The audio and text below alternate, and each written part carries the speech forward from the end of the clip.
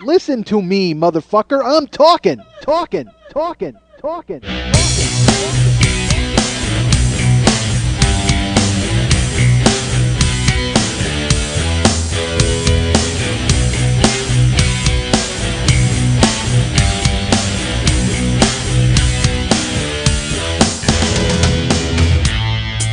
I say horrible things sometimes because I think they're funny. My podcast is a verbal mosh pit because it's just me pinwheeling around. You don't know where the fuck I'm going to wind up, and I generally have no idea when it's going to end or start. I'm responsible for this whole goddamn thing. I want a little respect from you people. Hey, what's happening? Mike Schmidt, 40-Year-Old Boy Podcast. I don't know what to talk about, and I say that all the time. I understand that, but folks, you have no idea. I come here ready to birth a comedy baby, and then sometimes it's stillborn. We all know that. Sometimes the baby is stillborn. And that's Lily Von Stupp. She's sad for the fake comedy baby who died. I don't understand that at all. She was just telling me that she has someone stealing her socks. Someone is stealing Lily's socks. There's someone here in the new building who's fond of stripper feet, and he's like, dude, and he bypasses her underwear, which I quite frankly I don't blame him because she only has 2 pairs. She just, most of the time she's free speed bag, but I mean, she's got 2 pairs. What? Seriously? Oh, she's going to go, you're going to pull whale tail out now? She got a whale tail right now. All right, there it is. Black cotton, folks. Enjoy that. Are you supposed to wear cotton? That's not good for ladies, right? Cotton is good. Shouldn't you wear like a silky, smooth thing? Cotton is good. Polyester does not breathe. But who wears polyester underwear? Nobody in the world wears polyester underwear. Some homeless person. Cotton breathes. Cotton breathes. All right, so folks, remember that. Cotton breathes. That's the name of the show this week. Cotton breathes. It's out of the way. We got it away all right early. Folks, I get a lot of emails from people, a lot of letters. A lot of people send me notes. They skywrite. They will call me and they'll say to me, "Hey, Mike, we're trying to get our friends to listen to the 40-Year-Old Boy Podcast, but we don't know where to start because a lot of your stories, sometimes there's in-jokes or things are connected, and people have to have a knowledge of the show or a history of the show in order to leap in and find out what you're talking about." And I say to them, "How did you get my number?" First of all, I often will say, "How did you get my phone number? Are you snaking around in Lily's house while you're stealing her socks and then peering through her phone book and taking random numbers and calling people? Is that what you're doing?" I don't like it, personally. I think you need to stand down with this activity. Nobody likes you and your befoulness along the phone waves. The phone waves? Phone lines. And by the way, why do I say phone book? Nobody in the world has a phone book anymore. I mean, everybody's phone is a planner. So you can literally, it's like beep, bop, boop. Hey, look, here's everybody's information of anybody I've ever met in my entire life. Or you've got Bump. Karen has Bump. You know Bump for the iPod or the iPhone? It's an app. And what it is if you have a Bump and I have Bump, we can bump our phones together and my number will go in your phone and your number will go in my phone. They should have called it iFuck, is what they should have done, because that's essentially what you're doing. That your phones are fucking at that point, and you're sending information, and then you're going to get phone AIDS. Nobody wants that. You gotta seriously, if you're going to use Bump, folks, use an eye condom, because otherwise your phone is going to get eye AIDS, and that's not going to be. It's going to be IHIV positive, and nobody wants that to happen to their phone. God damn it, because then you're going to wind up with ear AIDS. All right, and your Bluetooth will fall out. Because your gums will be all... Never mind. All right, so... I'm an old man. I'm an old man who says phone book. Nobody. There's no such thing as a phone book anymore. It doesn't... There is. I talked about it in year 1, I think. And by the way, let me throw this out there really quick. There's a couple of listeners. There's some listeners. There's a page called the Westside 86 Jokers page, folks. It is a fan page for this show. And it is named very appropriately because everybody in the world knows what that means. This gets back to what I'm saying, where people are like, "Hey, man, how do we get people to listen to your show? Like, you got to know a lot about the show to know stuff." Well, it's funny because, and again, I love this. This is so great that people have a fan page for me. A phone page? Again, I can't get it out of my fucking head. I punch you in the leg 3 times. Because you know why? Because I'm trying to get a new phone at my house. I'm torn. All right, I'm an old man. All right, I have. And bring me back, please. Remember where I'm at. I will try. Please do. I'm trying to get a phone at my house. I have a home phone, folks, which is 818. Never mind. And I also have a cell phone. And Karen and I each have a cell phone. My cell phone bill is, $170 a month, whatever the hell it is. And our regular phone bill is $100. Okay, because that's internet along with the phone. And it's that national plan where you can call anybody. I could call fucking Venezuela if I want and talk to anybody there for it's the same as a local call. You know, that type of deal. Once they realized that they were starting to lose people to, as everything was expanding, and now you can, the internet, and you can yell out your window and everybody hears you somehow. So now I'm trying to decide whether I should still be an old man and have a home phone line. And I'm like, dude, I got to get rid of my home phone line. But I can't bring myself to get rid of it. I can't, as we all know, last week I talked about how I can't be sad. I mean to inanimate objects. I can't do it.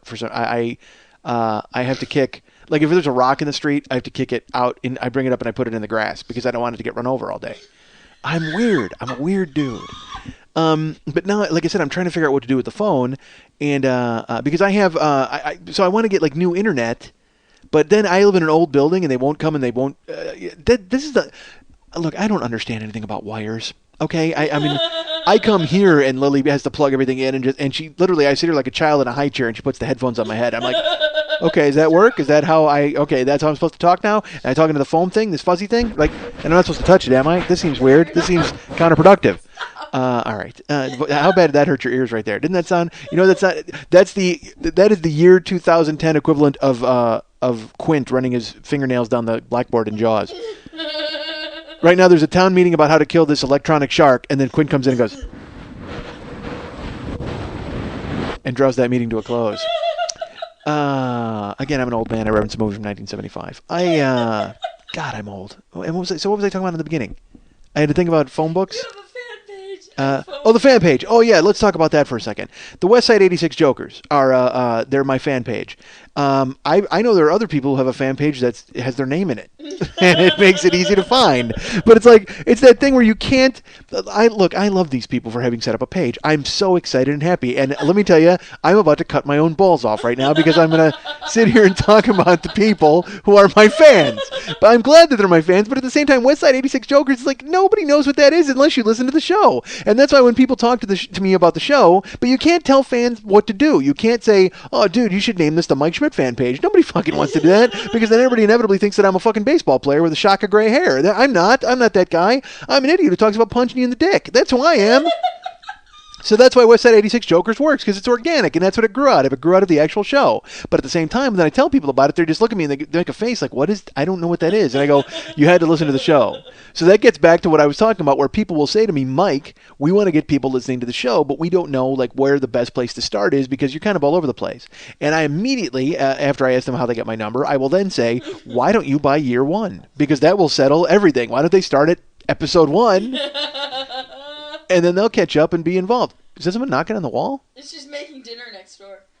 You make dinner by punching the wall? What is he, tenderizing meat? What the fuck is he doing? Chopping food. Oh, he's chopping. Oh, the counter is that close. Oh, man. Folks, I'm in a prison. That's where I'm at. It's that close. Like, you can hear everybody in the other cell, and you hear all their shit going on. I thought my house was bad where I hear Lou doing his... Oh, dude. Fucking Lou. Lou the racist bartender is my neighbor, folks. Again, if you're new to the show, I'll tell you about this. Lou the racist bartender lives right next door to me, and he for a period of time was having loud sex with a girl, and then she would scream during it, like really loudly, and then she would cry afterwards. And she said, "I always cry after I orgasm." That was actually an episode of year 1, which you can purchase, and if you listen to it from the first episode, you'll be all caught up, and then you'll join the West Side 86 Jokers, and you'll know why and who they are. So I can tell you that Lou has decided he stopped having sex with that chick for a long time, and now he's just really angry and yelling at people on the phone and whatever. So I can hear everything he does in his house. He listens to Fox News and he calls Obama racist name, whatever. But he brought home a chick, and he's got like a new chick now. And they had, again, I guess I don't know if he likes the screamers or he makes these chicks do this, but even worse was he was like competing with her now. So he has this really heavy New York accent. So you hear him, he's going, oh God, yeah, oh God, yeah. I'm like, oh, dude, seriously, you need to scale that fucking back. That's awful. But then, this is even worse because I can hear him through the walls. That's bad. All right, we can all agree on that. But then... he was having living room sex. Awesome. Which is, again, nothing wrong with that. Again, I have no problem with it, and I have no problem with loud sex. I just don't want to hear it. You know what I mean? It's like, but I'll turn my TV up or I'll turn on some music. I don't care. But the screamer chick was crazy. She was just, again, she was trying to get a part. I mean, that was insane. But now, this other chick, so he gets like he's getting I'm gonna go on record here. He was getting a blowjob in his living room. Okay, I have to go on record. I have to make sure everybody knows exactly where I'm coming from, and I need it to be official. I need to get a notary public to go ahead and make sure this is notarized. So he's getting a blowjob in his living room with his blinds closed and everything. He's in his apartment, but his window is open. His front window. So I mean, I actually hear him, through the wall, and he's being loud. He's like, oh yeah, that's right. Oh my God. Oh, I fucking love your mouth. I love your mouth. And I'm like, oh, dude, look, I don't need to hear that you've got game. I don't need to hear your fucking crazy Doris Day pillow talk. Dude, put a lid on it. I don't know. And again, he brought, this might have been a hooker. I don't know, because again, he used to bring home hookers and stuff, and this chick hasn't been there since. Probably because he told the whole goddamn neighborhood that he loves a mouth. Oh, Jesus Christ. Let me tell you, and there's nothing, the only thing worse would be if the Asians in my building, I told you, there's nothing more soothing than hearing Asians arguing in their native language. Well, I can tell you that it's now been trumped by hearing a New Yorker get a blowjob. There is, I can think of nothing more disturbing or horrible than a New Yorker getting a blowjob and going, oh, yeah. Oh, let me tell you something. Oh, that is, oh, my God. Oh, Jesus. That might have been a Boston guy. I don't do accents, folks. I do not do accents. But yeah, so Lou is, that's creepy. That's awful. So where was I? What was I supposed to come back to? The Jokers. Oh, I wanted to mention this. So there's the West Side 86 Jokers, and they're all very nice, and that's lovely. Thank you. But there are two women that I know for sure, Hannah and Leanna, who are doing a glossary of the show. My friend, a listener named Greg in Australia, put together like a really cool looking presentation where he took all the liner notes from year one and he put them together in a almost, I don't want to say an online book, but that's what it looks like. Like he assembled them all, so it's like 35 fucking pages because, folks, I am nothing if not finger verbose. I am, my fingers, when I start typing, I can't stop myself. I'm a little wordy. And I'm finding this out, too, as we start to build a website. My website, by the way, is in progress, as we all know. And once it's official, I will tell you, you can go and look at it. But it's looking pretty good. We'll see what happens. I have no idea. Thankfully, Kirk, the guy who's doing it is a guy named Kirk. And he's no longer, he speaks to me on the phone now. He's no longer tired of... He'll write me a note and be like, hey, I was a little tired tonight, so I couldn't call you. But I'll call you tomorrow. And I'm like, oh, God, oh, shit. You know what? It's 6:30 here. I'm supposed to talk. Oh, no, tonight I can't talk. I told him I couldn't because I was doing the show. All right, because he wanted to talk tonight, and I told him I couldn't. All right, so Kirk's doing the website, and where was I going with that to talk about? Oh, Hannah. Greg did, how did I spin off it? I don't know. Greg did an online version of my liner notes and stuff, and I kind of called that a glossary for lack of a better word. But Hannah and Leanna are doing yeoman's work because they are listening to the shows and actually compiling them in note form. Like they are, oh dude, so Leanna sent me, she goes, I'll send you what I got. It's in progress. And I'm astonished when I look at it because, folks, you know what? If you don't think it's hard work, go back now and try to catalog the last 12 minutes of what I talked about. I mean, it's like catching rain. I mean, I can't even explain it. So she sent me what they have, and I'm reading through it, and I'm like, oh, I can't even believe that she did it. And she's even like And by the way, I've repeated things more than a few times, and I don't feel good about that because I don't keep track of what I talk about here, folks. So I get all right. So the bottom line is, thank you to them for doing that. Now I'm looking forward to it when it's finished. I don't know who. I can't wait till they do year 2. Jesus, they're just catching up on the end of year 1. But so it's nice of them to do that. But why was I talking about that? Because you were talking about how people can't jump in the middle. Oh, okay. Yeah, people want to know where to jump in and listen to the show. And I say, start from the beginning. Go to year 1. And maybe I'll just send out the cliff notes of, like, in this glossary form, and you can go ahead and read that. But it's literally, it just reads like, Mike, fuck, cock, Mike, this, and then... And it's so funny, then I'll see stuff, and I'm like, oh, I forgot I even talked about that. And it seems crazy that someone would do that. I mean, it's cool that they want to do it. And it's amazing. Again, it's nose to the grindstone stuff. But then you think about, because I think they're in college. I think both of them are in college. So, what else are they going to do? Yeah, they're getting high. Lily's like making a smoky smoke face. And they're just getting. But yeah, if you were high, why would you want to write down everything I said? Wouldn't you just want to? You are so cool, man. Oh, doubtful. That is absolutely not it. I think it's more of a lab experiment than it is a he's so cool, let's do this for him. I think they're probably just going to turn in some weird treatise about how fucking crazy I am. It just turns out to be, it functions as a glossary of my show, but at the same time, it turns out it's their thesis about this fucking crazy person in Los Angeles. But I mean, you think about the stuff you did when you were young too. I mean, stuff we do now. Christ, you bedazzle everything in the goddamn house. You've got like fucking rhinestones all over like shoes and hats and fucking your phone for a while career. And your career. Yes. You've rhinestone. I do that for my career. Oh, sure you do. Yeah, you rhinestone the shit out of stuff for your career. That makes complete sense. When I was a kid, when ESPN came on, because I'm a huge sports guy, I watched ESPN religiously. And by that I mean I was eating the host while I watched it. I went ahead and I would go to church and I would keep some communion wafers, which you can actually buy. Did you know that? Yes. You can buy them pre-blessed. So and then they're just now you're just eating Necco wafers at that point, or not even. It's more of it's kind of a wafer. You ever eat those wafers that are spaced like a spaceship and they got stuff inside of them? That's what communion is. Communion is those wafers, but without the delicious candy center. So it's like Jesus without the payoff. That doesn't make any sense. No, they are Jesus because the host is Jesus. Jesus. Candy. Oh, dude, I would eat seriously. If there was chocolate on the communion wafers, I'd go to church every Sunday. Why not? Or if it was made of macaroons, why couldn't Jesus be made of macaroons? Oh, that's Jewish food, though, right? If Jesus was made of macaroons, I would be in church every goddamn week, sometimes twice a week.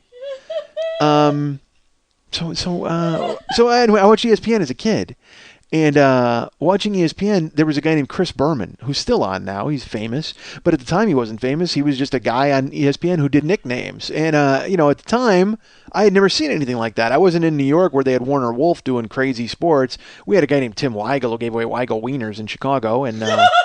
All that, that bad sports shtick, you know how it is. But they all dealt with local sports, and you were lucky to see like 3 minutes of sports on the news. But when ESPN came along, forget about it. I would just sit there and fucking stare at it. It was so like MTV and ESPN were the greatest because I'm like, wait a minute, I could watch all my music and then watch all my sports on just I didn't need any other channels. As a child, it was just those two channels, and then scrambled on TV so I could jerk off to Lady Chatterley's Lover. That's it. That's all I needed to do.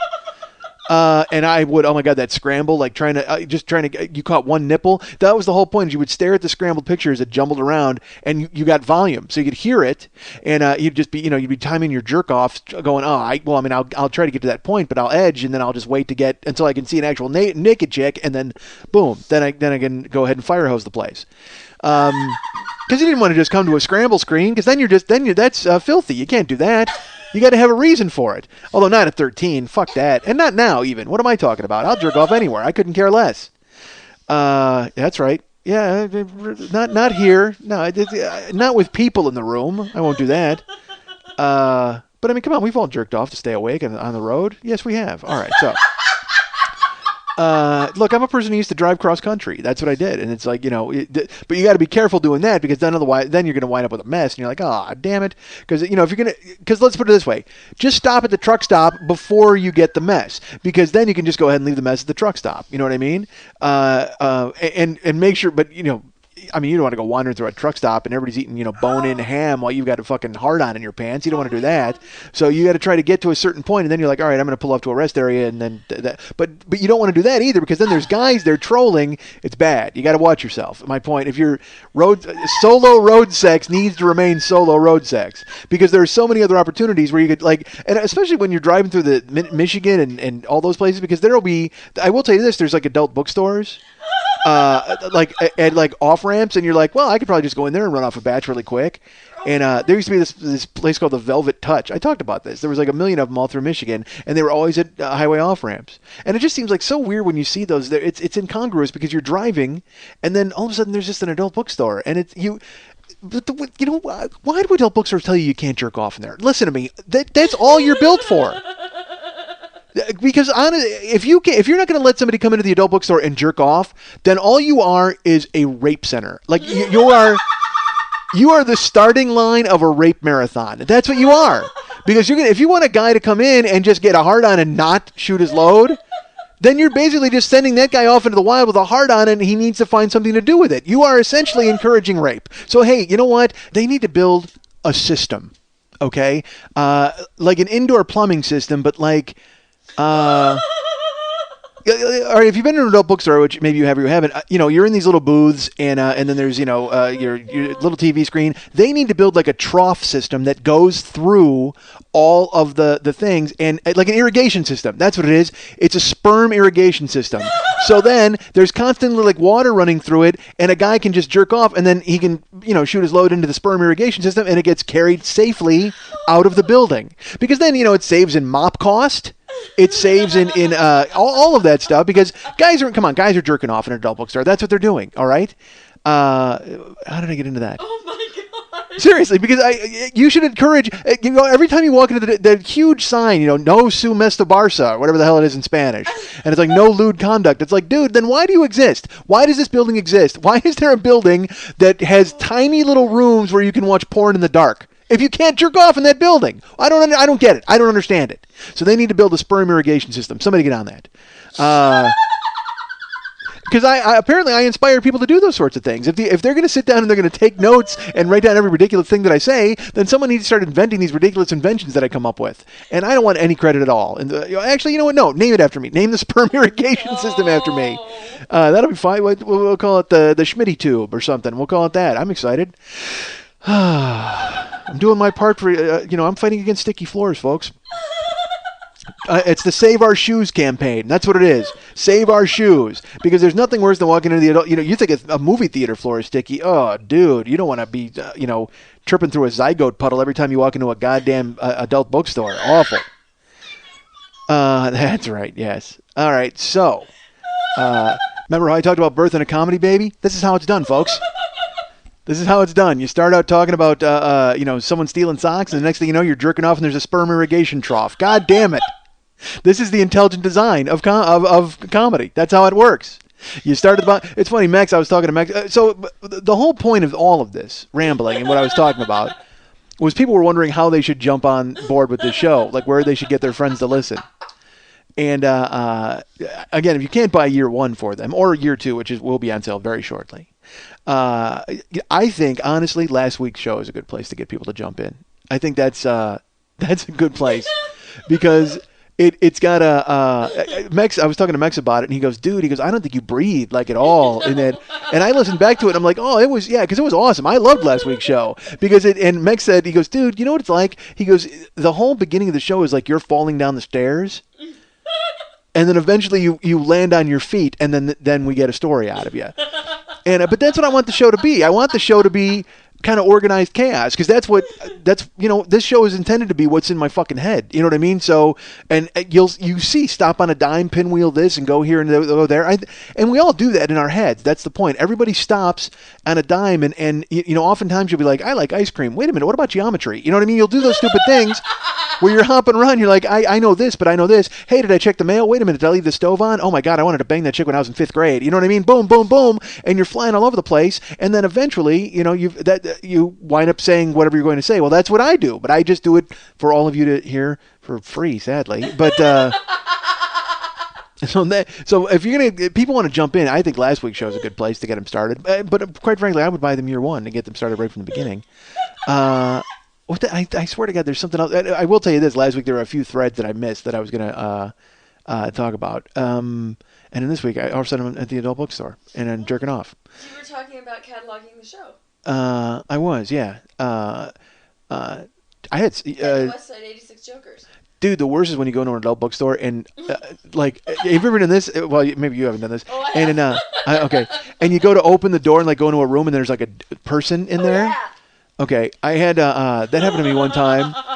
I walked into an adult bookstore. All right, and folks, brace yourselves. All right, this is going to sound bad, but it was so weird. I came into I was in an adult bookstore, and it was. Should I even tell the story? Of course. I don't know if I tell the story. A guy walks into an adult bookstore. It's a story. Yeah, that's great. And so I walked in to this. I'm in the back in the adult bookstore, and the thing is, that, the rooms are always in the back where you can go and watch the movies, and there's doors and things like that. Well, some places don't have doors, like down in Orange County, they don't have doors. So, and I've talked about that. I worked at a place like that. Again, get year one. That's where you jump in and listen. I was in an adult bookstore one time, and I went because I was in a place that had doors, and the doors lock. Okay, but then there's a light above the door that tells you if the room is if the movies are playing, if the room is occupied. So that means obviously the room is locked and don't go in there. But I went into this adult bookstore and it was late. I was on the road. What the hell? I'm getting there. You know what? It was funny. I talked about this last week. I was going to spiral off into this. In Madison, Wisconsin, one time, I went into an adult bookstore. I remember I talked about last week how I said, don't ever be ashamed when you go into an adult bookstore because that other guy works in an adult bookstore. I mean, it's terrible. So he's going to be, he's much worse off than you are at that point. And I said, the only one who's worse than them is the guy who invented the numbing cream. All right, so go listen to last week's show. Again, folks, a great place for you to jump in. But I went in Madison, Wisconsin once, and I was working on the road at the club up there, at the comedy club. And within walking distance of the hotel, there was an adult bookstore. Now, look, this is before the internet was in everybody's hotel room. So after I watched SportsCenter, I'm bored out of my skull. And again, getting back to SportsCenter, Chris Berman, I've got to talk about that. I talk about people obsessing about stuff, and these people are cataloging all of my rantings and ramblings. Well, it's just like when I was a kid, man, and I loved ESPN, I would watch Chris Berman, and he would do all of his nicknames, and I wrote them all down. There was no reason to write them all down. I just started collecting them. Ken Magnum Forsch, Bob Air Forsch, Jose Can You See Cruz, Bert Be Home Bly Levin. I mean, I would catalog all of them, and eventually I got, there was about 150. I mean, there was a lot of them, and I started to do them alphabetically. So and then I did it by team. Like I started to group them by team, each player and all this. Again, folks, I'm that weird dude. And again, I was a crazy kid. It was either that or jerk off. You know what I mean? It's like, and you can't jerk off all the time when you're a kid. Once 5 or 6 times are over, you got to do something else with your hands. So, God, this is a filthy jerk off show. So, it's gonna get worse. I gotta unfortunately tell you, it's gonna get worse. So, but I needed no excuse when I was a kid. Forget about it. One time I walked to school, I jerked off in a field. It was like I didn't care. I did not care. So I was like, hey, I'm outside. This is awesome. It's like outdoor jerk off. Because there was this, on the way to school, I'm walking and you had to cut through this thing. And it's so funny because, if someone stumbles upon me at that point, I'm going to jail or worse. If it's, some, priest or somebody, it's going to be a horrible scene. Why a priest? A priest and a boy walking to a field. All right. So, So I collected all of Chris Berman's nicknames. I would do them, psychotically, and I grouped them by team and alphabetically, and then I wrote them. I wrote him a nice note. And I was like, look, I can't believe, praising ESPN and telling him, I'm a 13-year-old kid or 14, 13. And I'm so excited. And this has opened up a whole new world because I loved being able to see, even as a kid, I didn't love the local teams. I loved sports. I loved all basketball, all hockey, all football. And I really loved seeing teams from the West Coast. I just was fascinated by it. So to get highlights of everybody and everything was so great. So I wrote Berman, I wrote him this great fan note, and I compiled everything in a list. I said, these are all your nicknames. I've actually listed them out, and I wrote them, and never wrote me back. Aww. Still waiting to hear from Chris Berman. He may have sent it, but I never got it back. So that's why when I hear that people are making a fan page for me, and when I hear that people are interested in what I do, I want to talk to them, and I want to be a part of what they do. Not in a weird way. Because at the same time, folks, I'll be truly honest with you, I don't want to fucking talk to any of you people. I'm a guy, I barely want to talk to myself. You know what I mean? I don't talk all week, and then I come here and do this, and fucking crazily drop all this fucking nonsense on you. As if this is, this is my grown-up equivalent of jerking off in a field. I just show up in a strange place, and I fucking shoot all over the place. And I don't care what happens or who sees it. That's it. Hello there. This is professional television personality Paul Gilmartin. And you're listening to The 40-Year-Old Boy on the Mike Schmidt Podcasting Network. Podcasting is so cute. Have I mentioned I'm on television?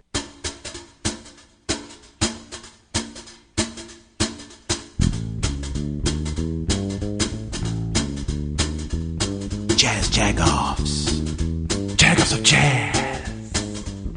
Jazz Jagoffs. Jaggers of Jazz. Charlie Parker. A Jagger of Jazz. Sun Ra. A Jagger of Jazz. Stan Getz. Jazz Jagoff. Jazz Jaggers. Jaggers of Jazz. Bop, hard bop, and bebop. It doesn't matter. They're all jagoffs. Jazz jagoffs on the Mike Schmidt Podcasting Network. This might be a good time to tell you folks that the show this week has been sponsored by John of www.q-engineer.co.uk. Let's thank John for sponsoring the show. Woohoo! In the middle of jerk-off talk. You got a sponsor? I have a sponsor, folks, this week, and it's funny because I dropped this again in the middle of this story for a reason. Not really. John is in England. He runs a software company. And again, if you want details, go to www.q-engineer.co.uk and go ahead and send him as much money as you possibly can to go ahead and hire him to do all of your software type stuff. And he wrote me, and he's like, "Hey, greetings from the UK. I think you're funny. How much would it be to sponsor a show?" And he runs a small software company called, again, www.q-engineer.co.uk. And he decided that he wanted to sponsor the show. And I immediately tried to talk him out of it. Because, again, folks, I am the worst businessman in the history of podcasting, and that's saying something. I mean, I know people who, my friend Paul Goebel records his podcast. I think he actually sets a microphone up across a hill and then climbs to the top and yells his podcast. Like, that's... So saying I'm the worst businessman is really saying something. So John writes me, and I'm actually going to read this because this makes me laugh. This is what I wrote back to John. This will show you how fucking insane I am. So John wrote me this note. Again, I think you're so funny. I want to sponsor the show. I'm not going to get people wanting software. I want to help. My name's John. Cheers. Here's what I write back to John. John, thanks for writing. This is going to be a bit tricky, as I'm probably going to have more questions for you than you have for me. Here goes. And I got to tell you, folks, the reason I do this is because I need to make sure, because I fucked up so many things in the past. By doing the wrong thing, I've made the missteps. I've made everything a big fucking production. And people think I'm strangling things. People think that I just want to get everything on board, okay? Because I hate being left in the dark. Here, this just happened to me, okay? A guy who's a producer on shows that I've worked on before called me and asked me to write a pilot. Okay, so he goes, you know what? I don't know. You're going to come in and meet the big time guy, and this was a big time guy, and I had to go meet him. And then he goes, and what you're going to do is you're going to basically write some jokes. That's basically it. They wanted me to come in and show them what I could do, and it's a show that was in the vein of like what I used to do at Funniest Pets and People or America's Funniest Home Videos. So he said, come on in and do that. I said, okay, great. So I went in. I had to watch some videos. I met the producer, and then I wrote 35 jokes in 90 minutes. I sat down and wrote 35 jokes to match these videos, and tried to do the best that I possibly could. And I turned them in. I cut a scratch track, and I actually voiced them, and then I left. And folks, this happened 3 weeks ago, and I have not heard back from my producer friend. Which again. Obviously, I didn't get the job. Okay, I get that. I understand that. But I would love feedback. I would love to just find out what I did wrong, what I did right. Was I even close? Was I in the fucking neighborhood? Do I look crazy because I want to know things? I don't think I'm crazy. And I'm not, because I'm not an idiot. If he calls me up and he goes, hey man, it didn't work out. Here's why. Done. That's all I need. I'm not going to say, well, could I have another chance? I know how the business works. But I don't get not calling. That's what I don't understand. It's like I'm the constantly jilted chick of the fucking entertainment industry. Because I'll try something and then I don't get a fucking phone call and it's like, dude, look, obviously I fucking missed the mark by a ton, but I also want to know how the fuck could I have possibly missed the mark by a ton when I just did what they asked and the stuff I wrote was funny. So I don't know. So again, that's why I need to get everything on board and I like to figure it out. So here's what I wrote John. Number 1. John, would you want to sponsor a certain number of weeks of episodes, or are you looking at a whole season? So already I'm looking at the big upsell right in the first one. Right.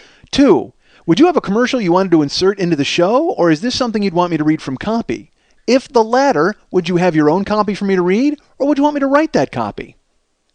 Again, I think these are just normal questions. They are. But at the same time, if you look at it, this guy just wrote me on Facebook and said, hey, I want to sponsor the show. So then I give him this litany of fucking things. It's like I'm chasing him away. Literally, why would you?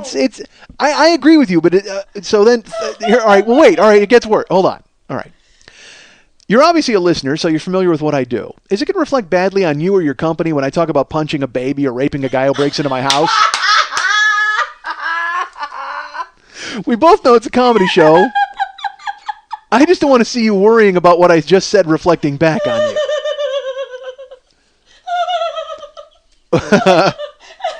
And I got to be honest with you, if I talked about raping a baby and punching a guy who breaks into my house, I think that would really be a problem. But punching a baby and raping a guy who breaks into my house, boom, who cares, right?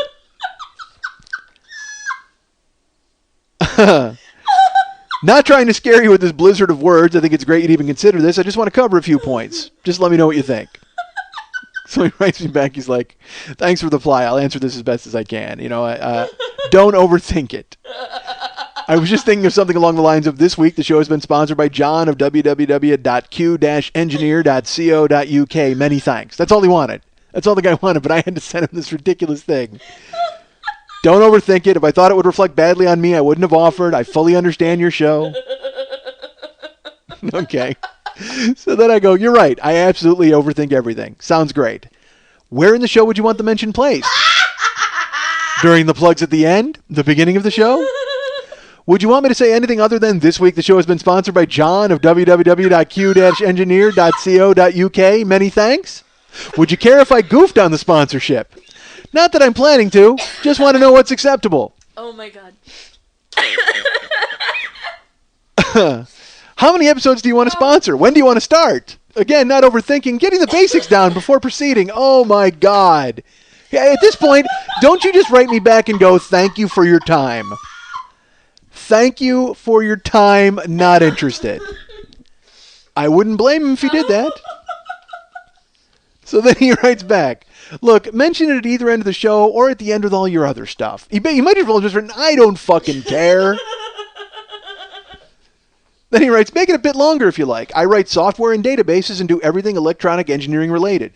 Look, in reality, not many people actually understand what I do. Goofing I have no problem with. Thank God.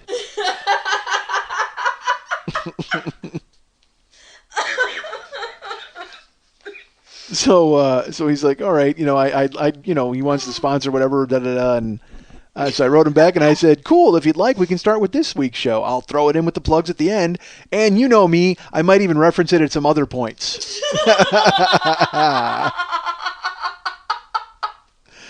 And then I went to the website, man. I don't know if this is a company that fixes your computer or builds missiles. I got no fucking idea. Q-Engineer has been established by a successful engineer with nearly 20 years manufacturing experience in military, aerospace, automotive, and commercial market sectors, both in the UK and worldwide. Again, I don't know what that says. Does that say anything at all? It's, again, one of those gobbledygook paragraphs that just kind of says, yeah, I got a company, so what? Process, software, and database design and implementation have featured heavily in the progression to where we are today. Okay. We've worked with some prestigious and conscientious companies and professionals. No doubt Q-Engineer has the knowledge and skills to deliver high-performance solutions on time and within budget. Great. So, I can tell you that most of your high-level military, aerospace, automotive, and commercial market sectors are listening to a guy who talks about jerking off in a booth and building a sperm irrigation system. Hey, you're making electrical engineering stuff. It sounds like you can make a rudimentary mock-up of a sperm irrigation system. I personally think that John at www.q-engineer.co.uk needs to get on board and diagram me the plans for a sperm irrigation system. And then we can use some of his high-level military contacts to put that in a military base because, those guys are jerking off all the time, right? I mean, if you're in Bahrain, what do you got to do but fucking jerk off all day and shoot people different than you? And quite frankly, isn't that really what jerking off is anyway? So if John at www.q-engineer.co.uk wants to get on it, then maybe, somehow we can get my name on a sperm irrigation system that finally makes sense. All of the previous failed attempts at the sperm irrigation systems can be cast aside as we come up with the gold standard. for sperm irrigation systems. Me and John at www.q-engineer.co.uk. Fantastic. So look for that, folks. If you're jerking, the days of jerking off onto the floor are over. John and I are on board, and we're going to make sure not a drop of seed hits the floor. There will be no more sticky floors in adult bookstores, courtesy of me and John at www.q-engineer.co.uk. The man's been in it 20 years, folks. You have to respect his abilities. I can't wait to see the note.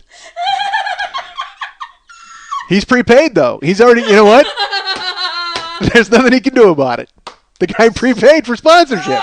You're in, John, at www.q-engineer.co.uk. You're in, buddy. What was I talking about before we went to break? Okay. Was I supposed to sponsor? I got the sponsor, and this isn't our first sponsor attempt. We've had, we got some robot that wrote us trying to get us to do like click-throughs or something. They were going to pay us in audio bucks. I don't fucking remember. I don't know what it was, but it was some company. Again, all that bullshit. Hello, podcaster. Would you like us to sponsor your show? All that nonsense. And then we actually, you okay? Yeah. We actually got, I mentioned Adam and Eve last week on the show because they used to send me things trying to get me to buy porn through the mail, but they wanted to sponsor the show at one point. Mm-hmm. And I don't know what the fuck happened. Why did they disappear? We wrote them back a couple times. And Christ, if anybody should be sponsoring the show, it should be them, right? Them or Doc Johnson or somebody like that. I don't know if John at www.q-engineer.co.uk wants to open up a dildo factory, but if he does... Because again, Adam and Eve were right there with us. They wanted to sponsor the show, but I can't even imagine what Adam and Eve would I have to mention DVD titles? How would that work? It would just be like this week the 40-year-old boy is brought to you by cock. I mean, like, is that how it works? I don't know. All right, what was I talking about before we went to break? There was something before we had to deal with the sponsorship. I don't remember. There were a bunch of broken threads because there were broken threads last week too. And they were broken. Oh, because you know why? Last week, here you go. Last week I was talking about adult bookstores last week, and I mentioned the guy behind the counter, and I was like, that you can't be worried about that guy. Well, when I was on the road to Madison once, I went into the adult bookstore, and there was a chick working behind the counter, and that'll make you feel weird because it goes two different ways. In your brain, you're like, oh man, this is awkward. She knows we're all here to jerk off, and she's in the but then part of you goes, well, she's got to be into it, right? I mean, if she's here, I mean, because a woman could get a job anywhere. You could be a waitress, for Christ's sake. You know what I mean? You can go do that. You don't have to be sitting in a sperm shack, right? Sperm shack. Seriously. If you're a lady, get moving. But she was obviously a college student there at Madison, and so I walked in, and again, as we all know, I'm awkward, as indicated by when I befriended that hotel desk clerk before I had to fucking slap her husband in the face. Which I love having as an aside to any story. Isn't that great? It's like, you guys remember when I had to slap that woman's husband in the face? Come on, how many among you can count that as one of your anecdotes? None of you, I don't think. And you're better people for it, quite frankly. Believe me, that's not something you want to have on your fucking resume. Oh, I slapped a woman's husband in the face and then told a humorous story about it 15 years later. All right. I need to start doing interesting things now. I mean, all these terrible things I did back then when I was a youth, when I was interesting and fun. And now I'm just this guy who comes here and just verbally jerks off all over Lily every week, like she just said. All right. We had to stop a second ago. She had to go change her pants. She was like, why'd you punch me? She just punched me in the arm. You might have even heard it. She's like, I got to go change my pants. I said, okay. I don't know why. I don't know. She's getting a little more comfortable. She's getting loosey-goosey with all the sperm talk. I don't know. So I'm sure right now she's free speed bag. There you go. So where are we at? We're in Madison. That's where we're at. And this is in 92, I think, early 93, probably. It's pre-Karen, so I know that. So I walk in, there's a chick working at the counter, and I see her, and I'm like, I kind of go, oh, that's not good. But again, that weird thing happens in your brain where it's two different things. You're like, oh, that's weird that she's here. Hey, maybe I could bang this chick. Like, maybe I got a shot. Because again, I'm on the road, folks. It's late. I don't know what I'm doing with myself. So I do know what I'm going to do is I'm going to go in the back and tune it up a little bit. That's what I plan on doing. So I go into the back. I avert my eyes. I see her, and she's reading like a book. It's right out of a movie. She's reading like a textbook or something. And she was one of the first people I ever saw with the pierced nose. Because this is, like I said, this is in '93 or whatever. And she's got a pierced, like, not the septum, but the nostril. And at the time, I remember that weird, again, because the first time you see it, you're just like, that's fucking weird. Oh my God, how hot is that? Hey, if she pierced her nose, maybe I'll bang her. You know what I mean? Like, I guess what this gets down to is it doesn't matter what a woman does. I think about banging her at some point. Oh my God, she got a job at a bank. Oh, I'm gonna fucking mailroom this chick. All right. That's got to catch on. I said that last week. That thing about the mailroom. Goddamn. Boom, boom. The slots. Come on, listen to me, folks. If you want to jump anybody in, jump in last week. And if you want to sponsor the show, by the way, contact me via the Facebook or via my other email addresses, and we can get you on board with me and www.q-engineer.co.uk. That's John. All right, John, the rest of the story's for you. I avert my eyes from the hot nose pierced, bohemian chick, and I'm sure she didn't shave her armpits or anything. I didn't fucking care at that point. She was a little cutie, and that's the thing too. She was attractive. Like you would think of maybe like from some fat dumpy chick who would work in the adult bookstore. Like who I would think it would look like. Do you read The Onion? Anybody? In The Onion, they always have they have fake columnists. Like they have Jim Ancower, who's like the stoner guy, and he's like, "Hola, amigos," and he's got all these terrible things. But there's a woman named Jean Teasdale. And she's like a cat lady who's got a husband, but she makes tea cozies or, she just lives that kind of life. And she's got this fat, dumpy photograph. And that's why I would imagine would work in an adult bookstore.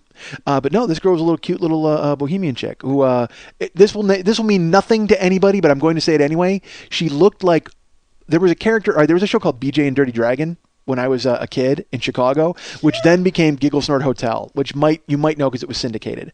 But there was a character named Weird. And they were puppets, and they were puppets with legs, which fucking freaked me out because it was like, puppets are weird. All right, nobody likes puppets, right? We can all agree on that. But they had puppets with legs, so like you would see the puppets talking, and then there was a woman named Mother Plumtree. Again, folks, no one cares, but there was a character named Mother Plumtree, and there was a scene they did where they played "Sweet City Woman." You know that song from the '70s. I don't want to sing it. I won't bore you. And again, I might get my sponsorship pulled if I use lyrics, but. They showed her walking down the street to it. Like all of a sudden she had legs. And it was out of nowhere. It wasn't like they always had legs. It was like, oh, these people are puppets. Holy fuck, she's got legs. How did that happen? Which was creepy. So that Weird was on that show. And he had a girlfriend named Fufu who was like from space. And that's what this girl looked like. She looked like Fufu. She had like this shock of like short black hair kind of out. And then that little pierced nose. Fufu didn't have a pierced nose, but it was just, that's what she looked like to me. Whatever. I do all this. I identify this all in 5 seconds. Like I walk in, I see her, I'm like, wow, textbook, shock of black hair. Looks like Fufu, pierced nose. Wow, I could bang this chick. Fuck, I can't let her know that I'm here to jerk off. So even back then, my head worked like it does now. So I kind of avert my eyes, and I'm just going to go into the back. And, again, I'm 3 blocks from my hotel. So my plan is to just go in, and I will tell you, I'm not a guy who jerks off in the adult bookstore. All right, I got to tell you that because I feel awkward about leaving medical waste all over the place. Sure, I jerked off in a field. I mentioned that because that's open air. That's biodegradable. It's just going to link in, and I'm sure right now to this day there are fantastic flowers that grow right in that very spot. But I won't jerk off and just shoot a fucking load on the floor. It seems horrible to me. And like I said, it also seems impolite because someone's got to mop all that shit up. That's weak. So that's why we need to build the sperm irrigation system. And that's why John at www.q-engineer.co.uk at this very moment is sitting down and building me a schematic of a sperm irrigation system that we can sell to adult bookstores all across the nation. So I go in the back because all I'm going to do is I'm going to just kill time. I'm basically killing time, and I'm fascinated by porn. And I'm going to then go back to my hotel and ruin everything. Okay. I mean, I'm not going to lie to you. So what I'm going to do is I'm going to spend, like $5-10, and you don't need to know my plan of attack. But that's the bottom line is, I want you to know I didn't go there with the intention of painting the walls. I wasn't trying to gum up the floor because I think that's horrible. I don't jerk off in adult bookstores, but yet I go in them. Okay, not so much anymore, but back then. So I avert my eyes from Fufu, and I go to the back, and I walk into the back, and I get, change, because there's a change machine right out in the front, and I put a 20 in there, and I get change, and I walk in, and I can't describe. Yes, I can. It was Caligula in the back room. It wasn't a daisy chain, but it was populated because there were rooms that were full. Okay, the rooms, they had the lights on and the doors were closed, but some of the doors were open, and there were people in them, and they were involved in activities that you normally wouldn't be involved in because the signs tell you can't be involved in them. But there's people in the hallway sitting on the floor, like getting high. Like there's young people sitting on the ground, like, and they're smoking dope, and they're all talking. It was like a singles bar with porn, and it was all dudes. Like, as far as I could tell, it was all dudes. So I'm looking around for just an empty room because I can't even believe, because there's guys. You can see that there's stuff going on in rooms, and I'm like, oh, I don't want anything to do with this. I gotta, find it. So I find one empty room, and I go in, and I close the door behind me, and I actually hold the door, because I don't know if they're gonna charge me. What am I freaking out about? But I close and I lock it, and then I put money in, and I'm sitting there watching my little movie, and I can hear people outside, and then people get in the booth next to me, and on the wall next to me, it's opaque. All right. It's not a wall. It's like plastic, but it looks like a shower door. You know what I mean? Where it's opaque. So I'm like, well, okay, I don't know what that is. And then I look and there's a button next to me, and then I hear a noise, and in the next booth, there's like a rah, rah, rah, rah, rah, rah, and the opaqueness becomes clear, and I can see. It's called a buddy booth. And I can see into the other person's booth because they raised their screen or whatever. And I guess the screen in mine was already raised, and they raised their screen, and there's a guy blowing a guy. Like, and not only that, they want me to check it out because they opened up the screen for a reason. And I'm like, oh, dude. And so I hit my button, and I can close my little thing. So I got to tell you, literally, I'm sitting there, I'm looking at porn, and imagine this, and I just hear, and I hear these guys get in, and I hear, rah, rah, rah, rah, rah, and I turn around, and there's a guy blowing a guy, and I just go, and I reach out and hit the button, rah, rah, rah, rah, rah, and I close my screen, and I can't imagine how disappointed they were that their show has been canceled. I'm a network executive. And I just canceled their show. So at that point, I decide that it's time to pack up. I've only spent like $2, so I got to get the fuck out of there. So I walk out. I leave the machine running like I leave the movies running, and I have to step over bodies and get out of the crazy fucking orgy scene in the back. And I go out in front, and I walk out of there, and I must have looked shell-shocked, like freaked out. Because I go to split, and Fufu looks up from her book, and she goes, "Not your scene, huh?" And I look up, and I go, "What?" Because, again, TV comes to life. I'm weirded out that anybody's talking to me. And she goes, "Not your scene back there?" And I go, oh my God, have you been back there? Like, it was the weirdest. And she just goes, "I try not to go back there." And so then I wind up talking to her for like an hour and a half. Because, again, I'm killing time. I don't want to go back to my hotel room, and I'm still a little shaken up from the entire experience. But the whole time that we're talking, I can tell you, people kept going back there, and nobody was coming out. So you know that old prank in college when they used to try to jam as many guys as they could into a phone booth? I think they were doing as much as they could to jam as many guys into a porn area. Eventually, I would have gone back there, and I'm sure it would have just been stacks of bodies on top of one another. Just this naked, writhing pile. You know that guy who gets everybody to take their photographs off for big, naked public photographs? That's what it looked like, but with no camera to record it. Maybe that guy went to Wisconsin. He would have gone to UW. That guy went to UW, and he got the idea from walking in and going, "Wow, look at all these fucking naked people. Hey, maybe I can take photographs of them in a parking lot." But I wound up talking to Fufu, whose name was Audrey. And you know what? It's funny, because I said, like, Audrey Hepburn, and she was like, yeah. And then as I thought about it, I'm like, you know what? That's probably not her real name. Like, because she sort of looks like Audrey Hepburn because she's a little tiny little twig Winona Ryder looking chick who looked like Foo-Foo. So she probably adopted that name. And why would she give her name to me? But then when I told her I was a comedian and stuff like that, then she kind of like because she wanted to talk to me. It was like weird. I think because she felt she was like talking me down after what had happened. I was like a hostage being decompressed. And we wound up talking. So she was real nice. Audrey was her name, and I told her to come to the show. And of course she didn't. But this was Thursday, okay, and we were there Thursday, Friday, Saturday. And I was going to drive home Saturday. So then Friday I finished my show. We did 2 shows, and I go back to my hotel room, and I'm like, all right, well, I got to go back. That's what I get. I'm going to go back to the old bookstore. What the hell? I mean, because I thought I kind of hit it off with Audrey. I mean, I hit it off with Foo-Foo. And she was working. She said she was working all weekend. So I'm like, well, okay. Because I had asked her to come. All right. I had asked her to come to the show. She said she was working all weekend. I said we did 2 shows on Friday, 2 shows on Saturday. And she said she would try to make it, but she was working. So I was going to go in and talk to her. Is this going anywhere? I'm talking in circles. Yeah. All right. I'm sure it is. Yeah. Don't mock me. So, yeah, that's what it was. So then I go down there, and I actually did. I wore my show clothes too, because I had show clothes at the time. Yes, I was a very attractive young man. So I go down to visit Foo-Foo, and I show up. And a fat floppy guy behind the counter. And I walk up and I go, hey, is Audrey working? And he looks at me and he goes, Audrey? And I go, oh, the girl who was working last night. And he goes, oh, Audrey. So I don't know if he's like playing along now. And he goes, no, she actually took off early tonight. And now I'm sad that she wasn't at the thing. And I'm like, oh, okay. So, well, I got nothing better to do. So I go in the back, and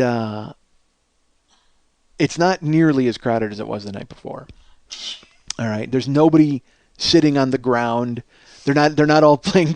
They're not building a campfire and singing "Kumbaya" and having a seance. What the fuck? All of these guys were doing sitting on the ground. Apparently Thursday is that's the place to be.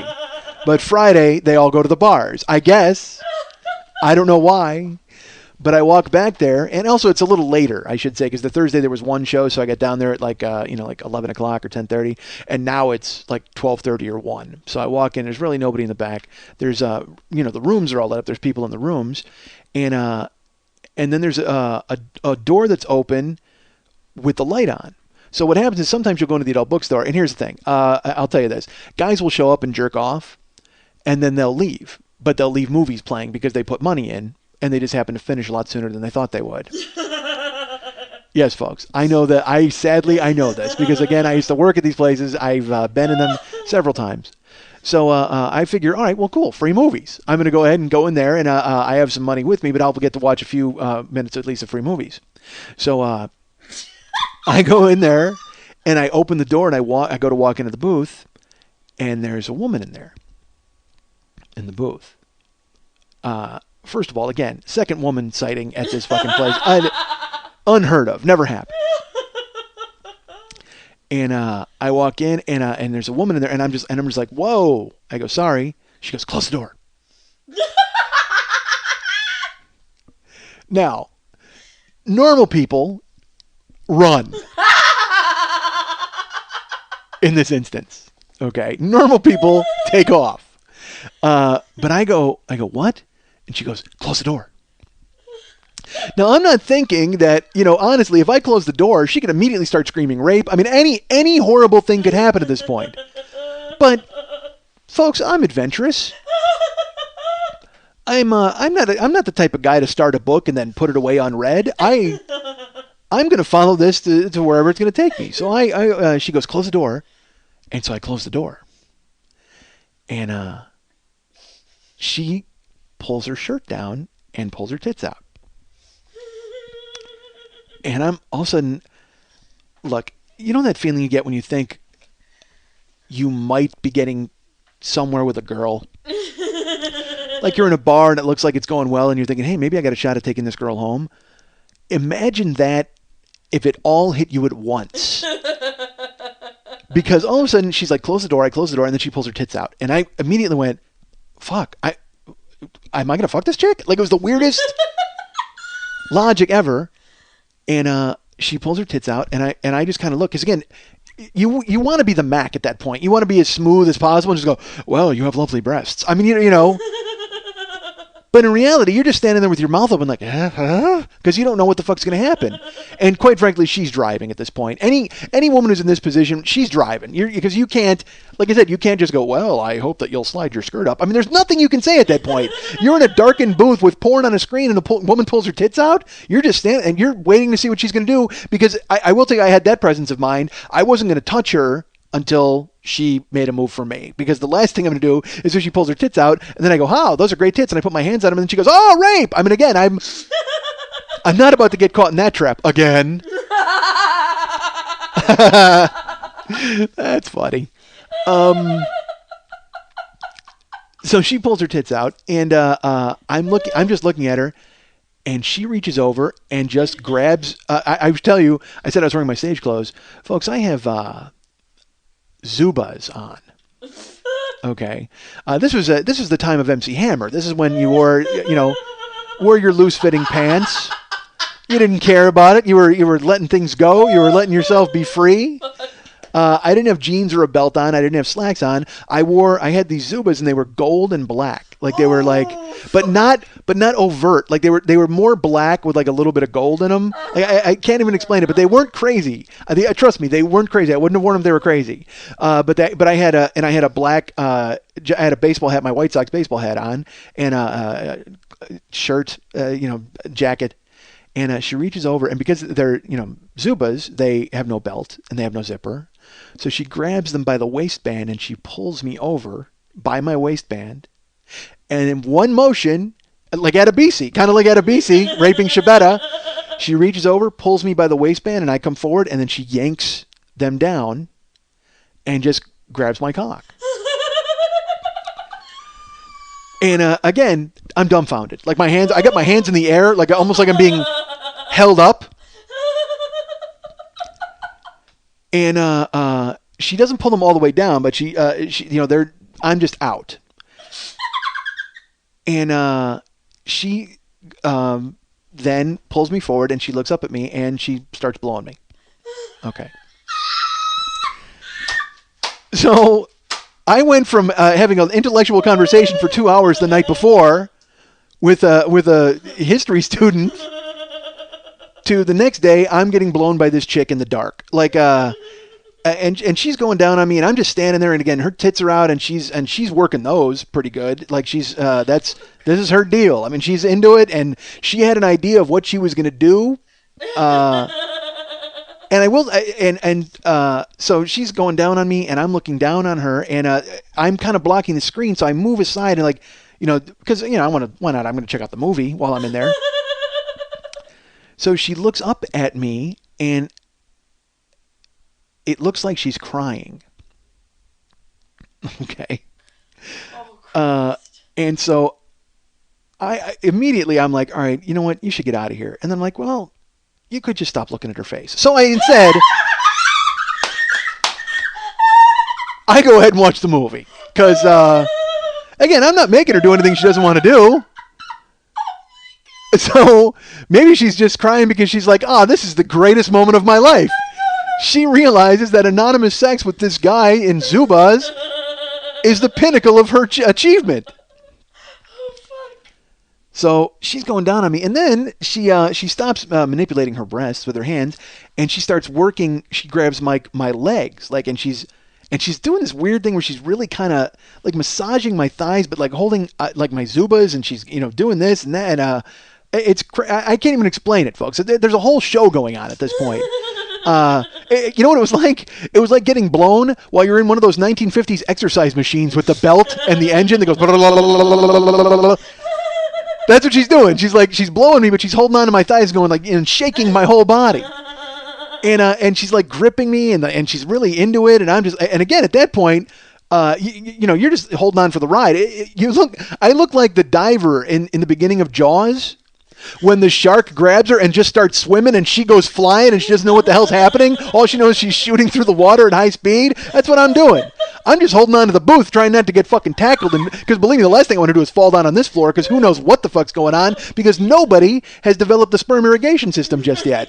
Because I can tell you that John at www.q-engineer.co.uk back in 92, he was still dreaming of getting together with the Q Engineer people and getting his company off the ground. So he hasn't built the sperm irrigation system yet at that point. So I'm holding on. She's going to work. She's fucking, half tackling me. She's got a mouthful of my fucking crank. And I'm looking down, and like I said, she's got her face. There's like tears, or it's her face is. I don't even want to look, so I look at the movies. And it's getting to that point. And I will tell you this: I'm a polite lover. So I don't like to surprise anybody, folks. I'm gonna let them know what's happening.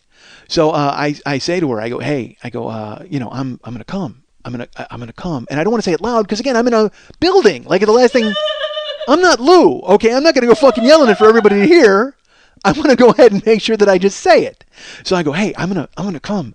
And she pulls back, stops with the crazy hand thing, and reaches up and grabs me, and looks up at me with her face streaked with tears, and then pulls me out and shoots me all over her face.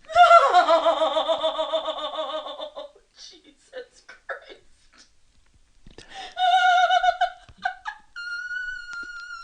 And as she's doing it, I realize that those weren't tears on her face. Oh, no. I probably wasn't the first guy to get this treatment tonight. Fuck.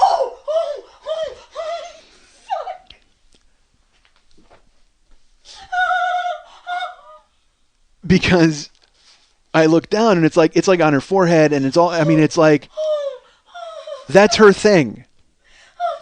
That is her thing. And as special as I thought I was,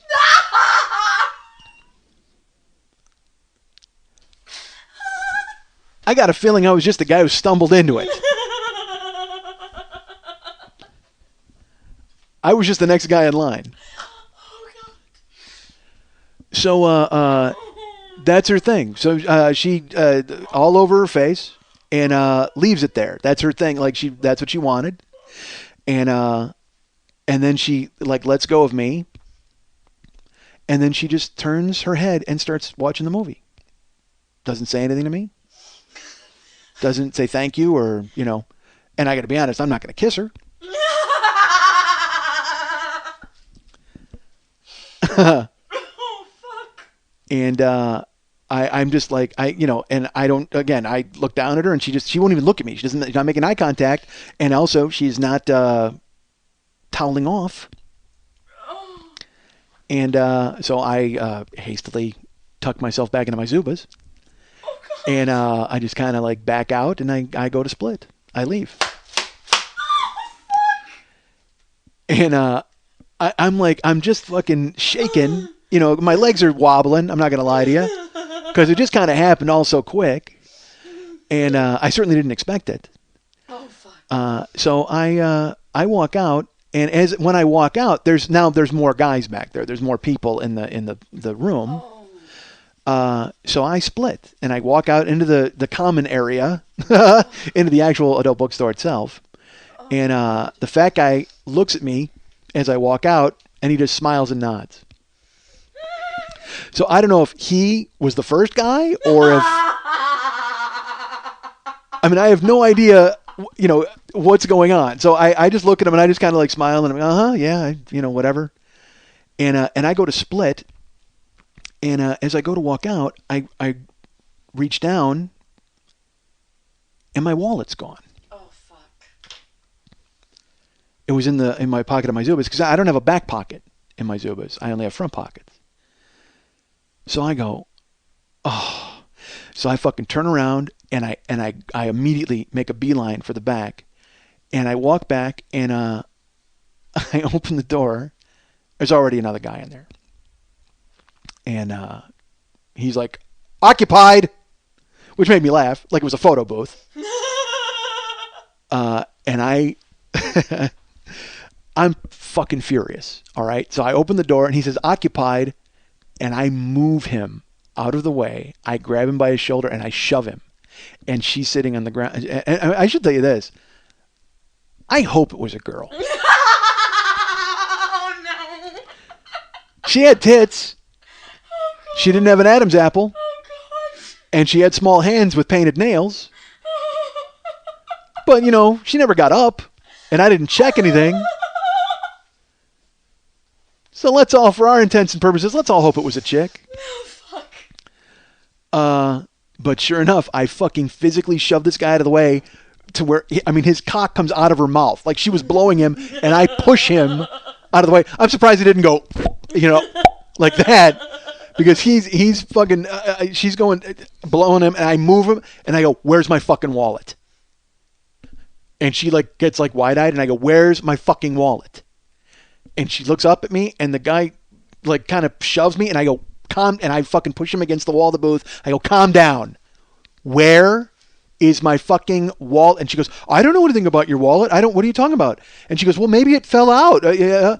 And then I see her. She has a purse, and I fucking can see her do it, even though it's dark in the booth. She's got a purse, and she tips the purse over, and my wallet falls like onto the ground. And she goes, see, it must have fallen on the ground. It must have fallen on the ground. And I just fucking grab my wallet. I open it. And meanwhile, the other guy's still standing up with his dick out. And now we're all jammed in this fucking booth. And she still, by the way, she still looks like a candle melted all over her face. Oh, Jesus Christ. And I open up my fucking wallet, and I look, and all my money and everything's in there. And I just go, thanks. I take my wallet and I walk out. Oh, Christ. And I'm just like, I didn't have the presence of mind to go carry on or anything like that. And I should have looked at the other guy and said, watch your wallet. I should have done anything. I wish I'd had a pithy remark, but I was still fucking, honestly, my legs were still shaking from the entire experience. So I'm back there, where the fuck's my wallet? Because I was so mad at myself. It was like when I got beat at 3-card money, and I told you about that. It was my own fault. I got in that situation. Well, this was my own fault too. Like literally, she closed the door. She's blowing me in 5 seconds. And I just fucking ran with it. But she, where's my wallet? So I grab my wallet and I go to split. And the fat guy's still behind the counter, and he just smiles again, and this time he winks at me like, And I'm like, dude, what the hell? So I walk over, and I notice under the counter there's security cameras. Oh, Christ. He can see everything that's going on in the back. They don't. It doesn't look like you can see in the booths, but he can certainly see what's going on in the hallway and all that stuff. So then a part of me is wondering if he's in on it with her, and they're scamming wallets together. I have no idea. Someone needs to come up with a software system where they can record what's going on in those booths to prevent that sort of crime from happening. My money is on John at www.q-engineer.co.uk developing some sort of software system where he can prevent people who are getting blown from getting their wallets stolen. Get on it, Johnny. You guys can get me at Mike at MikeSchmidtComedy.com. You guys can get me at Facebook.com/the40-year-old-boy. You can send me messages there and also be my friend there and read my wall. There's plenty of graffiti and fun stuff. And also you can be my follower, be my disciple. Go be a Twitter disciple, folks. Twitter.com/the40-year-old-boy. But do not betray me, Judas, because I will be very disappointed. And then I will come back in 3 days on Twitter and haunt you. Isn't that what he did? Jesus, he was a ghost, right? And he came back and haunted Judas. Jesus is a zombie. We learned that in the first season. By the way, year 1 is available, folks. And that's if you want to jump in with the show, as I've mentioned, you're going to want to jump in right at the beginning of year 1 or last week. You can either jump in right at the beginning of year 1 and follow all along, or you can skip the first 2 years entirely and jump in last week. It's your choice. And you guys can also follow our friend Lily Von Stupp at Twitter at twitter.com/Lily Von Stupp. And you can follow her at twitter.com/MNTs to get information about something I will tell you about later. And if you want to reach her personally, you can send her an email at lily@burlesque411.com. That's Lily, Lili, at burlesque411.com. Hey, all you fans of the 40-year-old boy.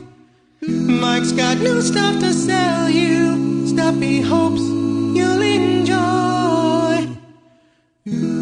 Just what's for sale, of course we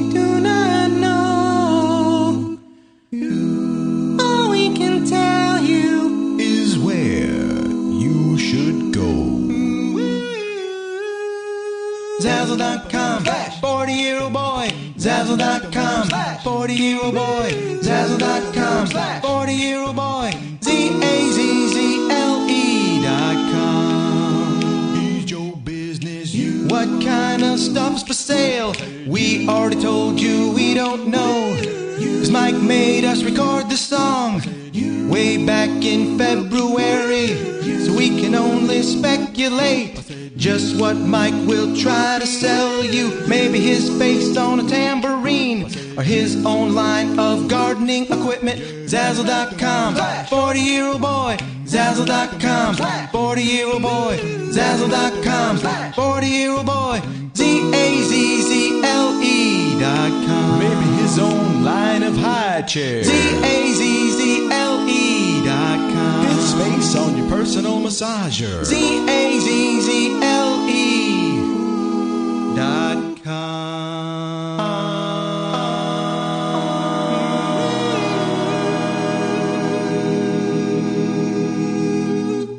I want to remind all of you folks about the Monday Night Teas burlesque show every Monday night at the 3 clubs on Santa Monica and Vine. It's at 10 o'clock.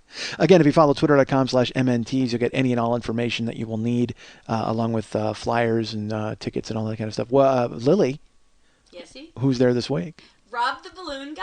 Rob the Hosting. Balloon Guy is the host. Does he do, is it balloons from beginning to end, like he does balloon tricks the whole time? No, actually, he's going to be doing magic and comedy. He does magic and comedy. Will he do balloons too, though? I don't know if he will or not. Then I hope you so. might want to think about a different moniker. But that's his name. Well, fine. Then you better fucking be the balloon guy. Okay, If you, then I'll make folks, a balloon trick. if I'll you're make a Rob the balloon guy, don't you expect some balloonery out of this guy? trick. I would. If he's Rob the magic and comedy guy, boom, done. If he's Rob the hosting guy, boom, done. But now he's Rob the balloon guy, so you better bring your balloonery, pal. He's going to balloonery us. All right, there better be some. So he's And hosting. Miss Luna Rose is back. Miss Luna Rose. She's from London. That'll be her last performance in the States. Luna before she goes forever.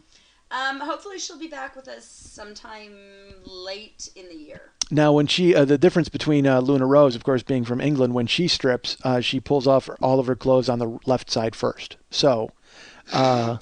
Because that's where they drive. Yeah, it was a tough one on the fly. Wow. Because I wanted to think about how she stripped with an accent. You know what I mean? I was like, well, that or even worse because of the bad dentistry. Like she pulled out one tooth at a time. I couldn't figure out where to go. I know what the difference is. What is it? We wear pasties. She wears nipple tassels. All right, you wear pasties, and that's what they eat for breakfast. Yes. Yeah, they eat sausage pasties for breakfast or whatever. That's what it's called, pasties or pasties. Yes. And they wear nipple tassels. Nipple which we eat. tassels, which we have for breakfast, if we're lucky, folks. So go see Luna Rose and Rob the Balloon Guy at the Monday Night Teas. And Lily's very excited because she just booked one of the legends of burlesque to come to town. Satan's Angel will be there when? May 17th. May 17th she'll be there. So go watch some grandmother take her clothes off. All right. In an artful way. She strips better than any grandmother in the world strips. So go check that out. What? I'm sure she's great. I look forward to avoiding that show. All right. Anaphylaxis is back from London, and she's going to be throwing axes that night, too. Anaphylaxis will be, like an axe throw? Like really She does axe throwing? yeah. That's pretty cool. And strips at the same time. Folks, you hear all this stuff in the background? Go ahead and follow twitter.mnts or become Lily's friend at facebook.com/Lily Von Stopp, and you'll get all of this information. And I won't have to bog you down with it here. Go ahead and find out about it. Actually, there's a listener coming to town who wrote me and was like, could you host the show when I'm in town? So we might have to talk about that. Okay. Speaking of that, folks, I want to remind you that the one-man show is still in progress, still being thought of. So I'm taking your feedback on what you think should be in the one-man show. I want to thank everybody who sent as much feedback as they have. It's great. I've gotten people who've said, hey, you know what? You should talk about this, to people who literally, it'll say something like, open, spotlight, in stage, curtain, like these people have fucking gone ahead and plotted out the entire thing. And a lot of great ideas, a lot of cool feedback. So it's nice to hear from people and hear what stories that they want to hear. And it's funny because there are some people who have written and they want to hear stories that I told on other podcasts that I might not have gotten to here. As a matter of fact, there was a story. The original plan today, folks, was I was going to, tell a story that I've never told on my podcast that I told on a previous podcast called Never Not Funny. Oh! You might remember Never Not Funny is a show that I used to do with Jimmy Pardo and Matt Belknap. I was one of the cast members for the first season. and then they politely told me that things would work better without me, which is fine. I understand their philosophy. I understand what they wanted to do. What they wanted to do was cut Anchor and get famous. So that's what they did. I've covered this in a previous show. But I should tell you, I have not been on Never Not Funny since the first season. I have not been a guest on that show since episode 59 was my last one, until this week. Because... What? Yes. I got... Jimmy Pardo asked me if I would be a guest on Never Not Funny this week. So I said yes, after honestly thinking about saying no. Like I was going to be a petulant baby and be like, no, I covered all this and Smells Like Thursday in year 2. And then I went, stupid. These are your friends. This promotes your show, and you like nothing more than talking to your friends. Why would you even think about saying no? But you get that flash. I mean, anyway, look, you've listened to this show. I think we all know that I'm nothing if not impetuous. So I immediately decide to be all spiteful. And I'm like, no, I can't even think about it. And I'm like, dude, you're the idiot who drove in the middle of the night to try to get someone to even say hello to you at a taping of their show. Why would you even think about not doing it?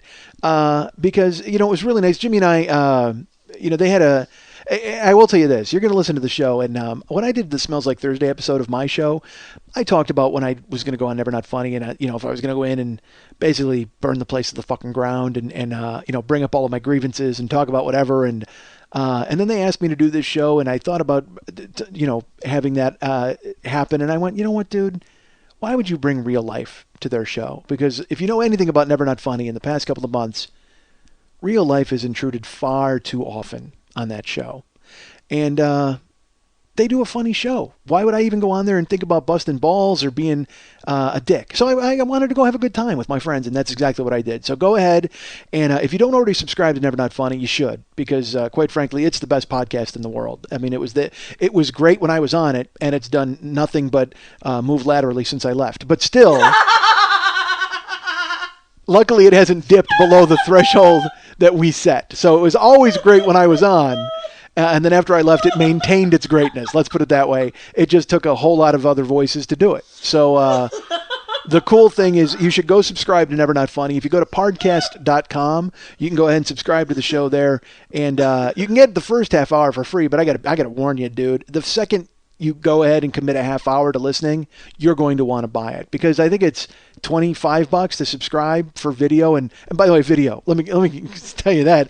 I'm sitting here with Lily. Lily's in mismatched socks. I'm at a Makita work table as we talk in the middle of a hotel that was literally the first building built in Hollywood. I go to Never Not Funny. Now, I used to do that show out of Jimmy's house. But since I left, again, folks, they are the Jeffersons of podcasting. Because they have, not only are they moving on up, but they have their own Mr. Bentley.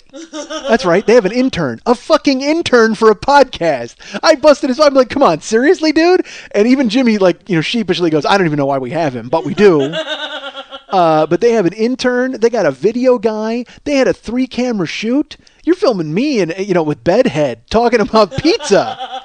But for some reason, people want to fucking pay for it and do. And trust me, the second you listen to the first half hour of any of those shows, you will buy it. Because again, $25 for 26 episodes of brilliance.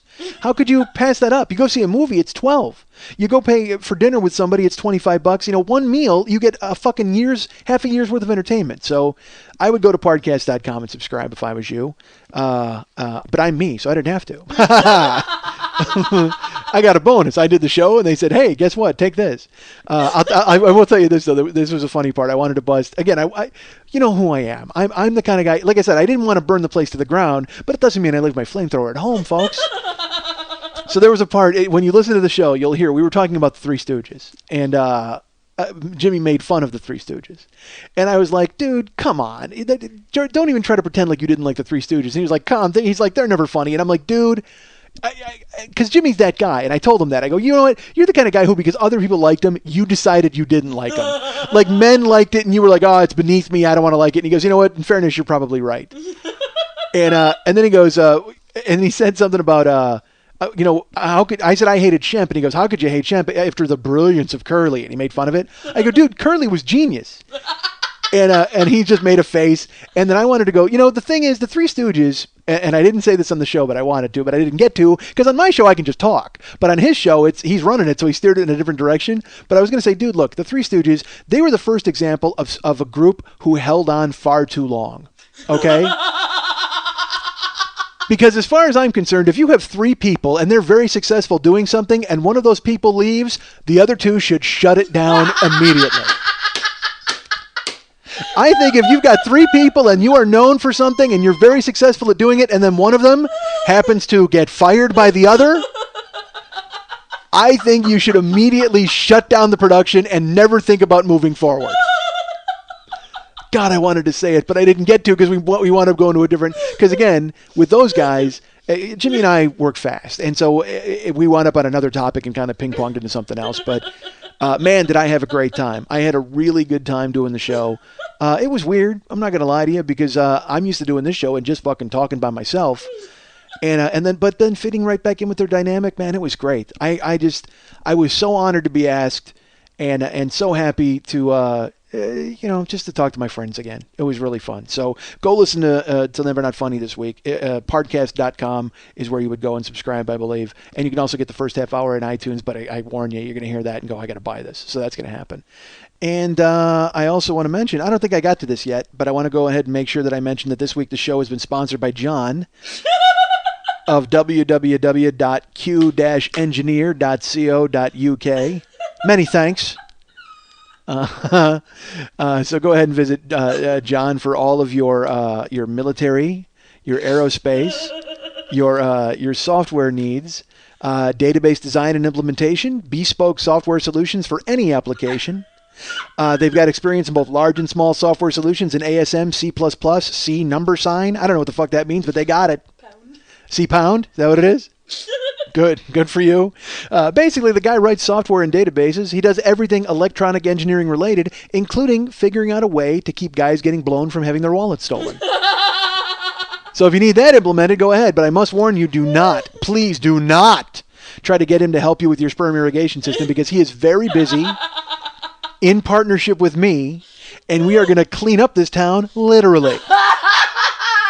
So please, next time you are anywhere and you see a trough that you can go ahead and deposit sperm in, you go ahead and know that the good folks at www.q-engineer.co.uk were the geniuses that kept that floor clean. They were the masterminds at figuring out exactly how to...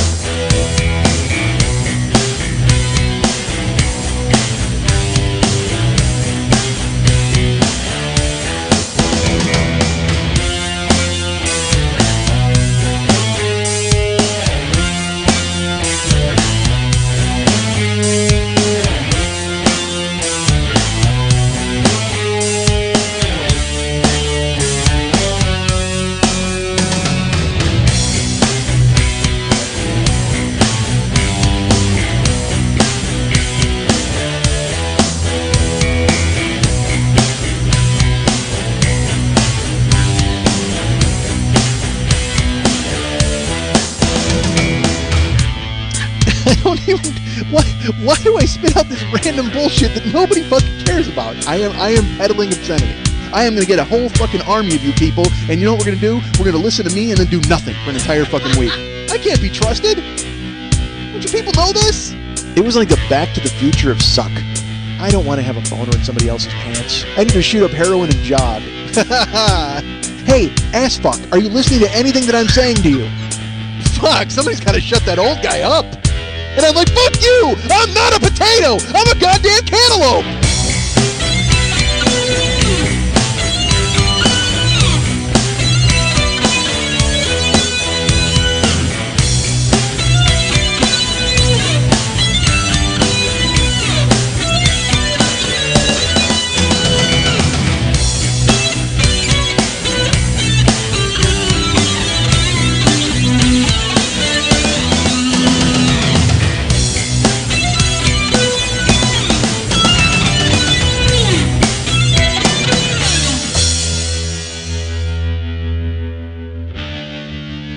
Hi, Mike. Hi, Mike. Hi, Mike. Hi, Mike. Hi, Mike. Hi, Mike. Hi, Mike.